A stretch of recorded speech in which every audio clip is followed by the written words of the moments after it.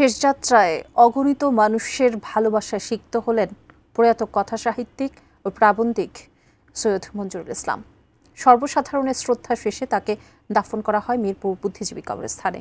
প্রজ্ঞাবান দূরদর্শী এ মানুষটির রেখে যাওয়া আলোকবর্তিকা আগামীর পাথেয় হবে শেষবেলায়, তারই প্রত্যাশা শুভানুধ্যায়ীদের।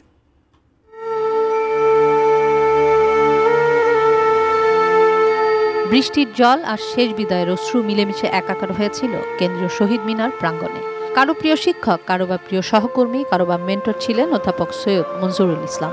তাই শেষ বিদায় জানাতে আসা মানুষগুলোকে থামাতে পারেনি এমন বৈরী বৃষ্টিও। ঢাকা বিশ্ববিদ্যালয়ে নিজ কর্মস্থলে শেষবারের মতো আনা হয় প্রজ্ঞাবান এ শিক্ষককে।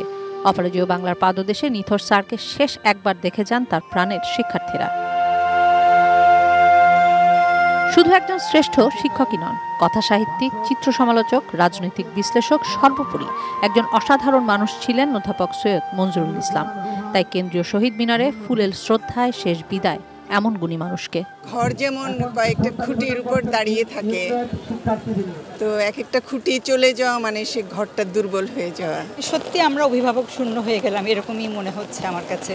একই সাথে মেধা এবং প্রতিভার সমন্বয় বাংলা সাহিত্যে খুব কম এসেছে, তার মধ্যে সৈয়দ মঞ্জুরুল ইসলাম একজন।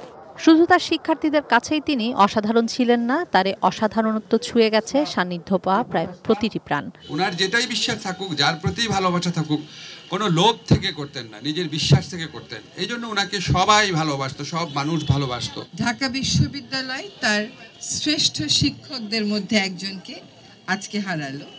ছাত্র সমাজও তাদের শ্রেষ্ঠ শিক্ষকদের মধ্য থেকে একজনকে আজকে হারালো। সৎ আর বিনয়ী এই মানুষটির কাছ থেকে আরো অনেক কিছু পাওয়ার অপূর্ণতাটা থাকলেও প্রকৃতির নিয়মেই এর সমাপ্তি। তাই তার রেখে যাওয়া কাজ আর দৃষ্টান্ত অনুপ্রেরণা হবে আগামীর। অনেক কঠিন বিষয়টাও তার লেখার মতো সহজ করে বলতে পারত। অসাধারণ মানুষ হিসেবে সেই দৃষ্টান্ত আমাদের জন্য রয়ে যাবে এবং আমাদের জন্য অনুপ্রেরণার উৎস হবে। কেন্দ্রীয় শহীদ মিনার থেকে সৈয়দ মঞ্জুরুল ইসলামের মরদেহ ঢাকা বিশ্ববিদ্যালয় কেন্দ্রীয় জামে মসজিদে নিয়ে যাওয়া হয়। সেখানে তার জানাজা শেষে দাফন করা হয় মিরপুর বুদ্ধিজীবী কবরস্থানে। কীর্তিমানরা সময়ের গণ্ডি পেরিয়ে অনেকদিন বেঁচে থাকেন ইতিহাসের পাতায় তার কর্মে। ইশওয়া জাহান, এটিএন নিউজ, ঢাকা।